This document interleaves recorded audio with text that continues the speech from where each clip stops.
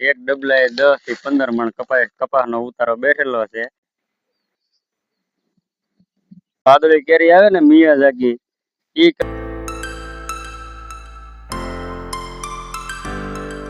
જય દ્વારકાધીશ મિત્રો. તો આજે આપણે કપાસિયાના ડૂલ સોંપવાના છે. આમ તો કપા હવે ઉગી ગયો છે, 75% જેવું કપા ઉગી ગયેલો છે અમારે. અને હવે જે 5-10% જે કપા ન ઉગ્યો હોય એમાં આપણે ડૂલ સોંપવાના છે. અને આ વર્ષે આપણે કપાસની નવી વેરાયટી લાવેલા છે, બોલગાડ વાળાની રડાર 222 બોલગાડ વાળાનો કપા છે. અને ઈ કપા આપણે આ વર્ષે આ સોંપેલો છે. અને હવે આપણે આમાં જોઈએ કે આ વર્ષે કેટલો ઉતારો બેહે વીઘે. અને બાકી તો આગલા વર્ષે અને ગયા 2 વર્ષથી તો ઉતારો કાંઈ બેસતો નથી. એક ડબલાએ 10 થી 15 મણ કપાસનો ઉતારો બેઠેલો છે.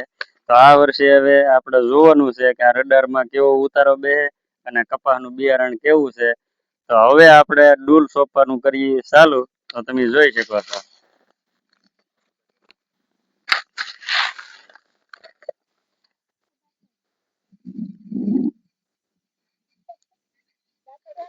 તો હવે આપણે ડૂલ સોંપવાનું ચાલુ કરવું છે. આમ તો 5-10% જેવું ડૂલ કપાસિયા સોંપવાના રહી ગયેલા છે. બહુ તો બધા જાજો ભાગ તો ઉગી ગયેલા જ છે, 10% જેવું જ નથી ઉગ્યું. તો હવે આપણે વરસાદ પણ સારો થયો છે, તો અત્યારે ભીનું ભેજવાળું જ વાતાવરણ છે, એટલે અત્યારે જ હવે સોંપી દેવાય કપાસિયા.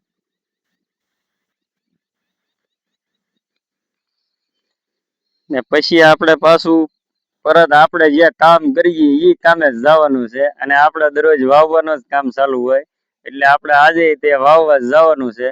તો ઘડીક આપણે ઘેરે હેલ્પ કરીએ, કપાસિયા 2-5 વળ્યું સોંપાવી દઈએ, પછી આપણે જઈ વાવવા પાછા હતા એને કામે લાગવાનું છે.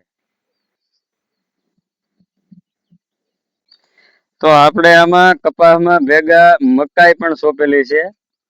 2-3 ખાલા મૂકી અને એક મકાઈ સોંપેલી છે. તો આપણે મકાઈ ખાવા થાય અને પ્લસ બીજું કે માલની નિર્ણય થાય આમાં. તો લીલી મકાઈ આપણે નીરી શકીએ.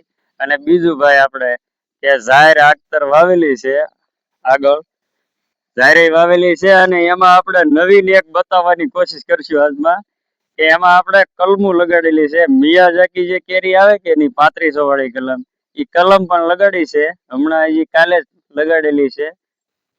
ઈ તમે જોઈ શકો છો અને ઈ અમે તમને બતાવીએ.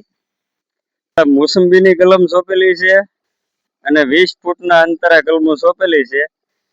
અને બીજી આ મિયાઝાકી છે. આ 3500 વાળી કલમ આવે છે. આપણે જે વાદળી કેરી આવે ને મિયાઝાકી, ઈ કલમ લગાડેલી છે. આ એક કલમના 3500 રૂપિયા લીધેલા છે આ કલમના. અને બીજી આપણે એક કલમ આગળ સોંપેલી છે. અને આ નાનો એવો બગીચો છે અમારો, વાડી પૂરતી, ફેમિલી પૂરતી ખાવા માટે બનાવેલો.